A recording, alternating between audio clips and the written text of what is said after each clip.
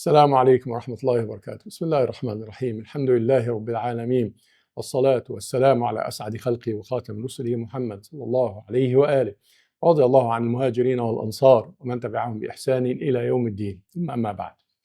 Allah subhanahu wa ta'ala in Surah Al-Ma'idah in the ayah number 3 is basically giving us another great instruction that is going to make our life better and cleaner and closer to the Sharia of Allah subhanahu wa ta'ala.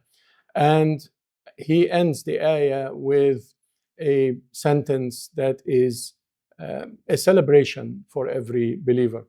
He said, حرمت عليكم الميتة والدم ولحم الخنزير وما أهل لغير الله به والمنخنقة والموقوذة والمتردية والنطيحة وما أكل السبع إلا ما ذكيتم وما ذبح على النصب وأن تستقسموا بالأزلام ذلكم فسق اليوم يئس الذين كفروا من دينكم فلا تخشوهم واخشون اليوم أكملت لكم دينكم وأتممت عليكم نعمتي ورضيت لكم الإسلام دينا.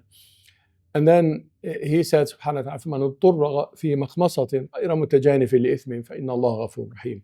He says حرمت عليكم الميتة, forbidden to you are the dead animals. Now these are rules for the halal procedures and the halal process in Islam.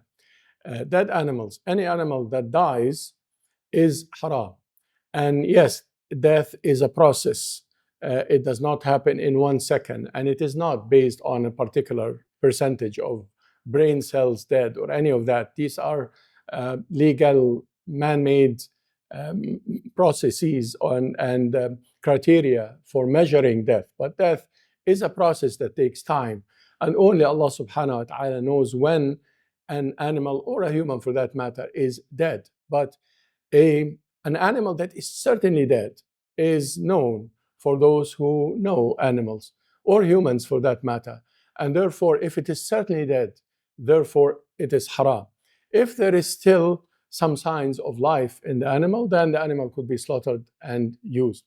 وَالدَّمَ, blood, is also haram, anything made out of blood. وَلَحْمُ الْخِنْزِيرِ, and swine or pork, and any ingredients of that, unless the ingredient changes its composition. If it becomes something else, it is made out of pork, but it becomes something else. And it's very important not to be extreme about that. Many of the ingredients that is popularly known as haram because they are made originally out of pork. When you look into the details, you realize that it changed the chemistry of it. It became something else. Similarly, alcohol. Something as alcohol is haram, obviously. But if it becomes vinegar, if it changes the composition, then it's not haram. وَمَا أُهِلَّ لِغَيْرِ اللَّهِ بِهِ, and those who are slaughtered for any deity other than Allah subhanahu wa ta'ala. Anything slaughtered for an altar or slaughtered in a temple or whatever it is becomes haram because you slaughter and you seek Allah's permission. When you say Bismillah and you slaughter, you're actually seeking Allah's permission. So these people are slaughtering for other gods, that becomes haram. وَالْمُنْخَنِقَةُ, the choked, including if it is choked as part of being merciful to it during the slaughter process. Sometimes there is a bit of tranquilizers that's given to the animals so that they are relaxed when they are slaughtered. This is fine as long as the animal is not choked. If it choked and it is died and it dies, then it becomes haram.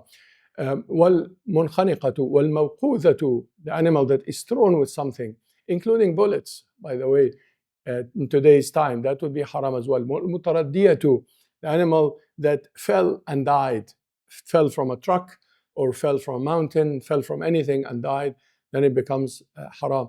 وَالنَّطِيحَةُ, and hit by other animals' horns, and then it dies at the hands of another animal, then it is haram for us to eat. وَمَا أَكَلَ السَّبُعُ, السَّبُعُ is not just tigers and it's not just hyenas, but also any carnivore, like any lion or bear or any of that. If any of them had started to eat a corpse, this is haram. for us to eat. And it is also part of the mercy of Allah subhanahu wa ta'ala with these animals, because humans have the ability to go and basically steal the prey of any of these predators, but it's haram for us to eat so that they can continue the meal that they hunted for, and it is also not pure for us. وَمَا أَكَلَ السَّبُعُ إِلَّا مَا ذَكَيْتُمْ, unless the animal is still alive. If the animal is still alive, and it could be done with tadhkiyah or al-dhabh of the animal, there are two ways, al-dhabh wal-nahr. Al-dhabh is to slaughter, and the nahr is to poke the animal until the blood comes out from the neck. فَصَلِّ لِرَبِّكَ وَانْحَرْ. Those two ways are ways of taking the blood out from the neck of the animal. That is what makes the animal halal. وَمَا ذُبِحَ عَلَى النُّصُبِ, anything that is slaughtered for altar. وَأَن تَسْتَقْسِمُوا بِالْأَزْلَامِ, you divide the meat according to a gambling. Any food that comes out of a gambling process is also haram based on that. ذَلِكُمْ فِسْقٌ, this is a sin.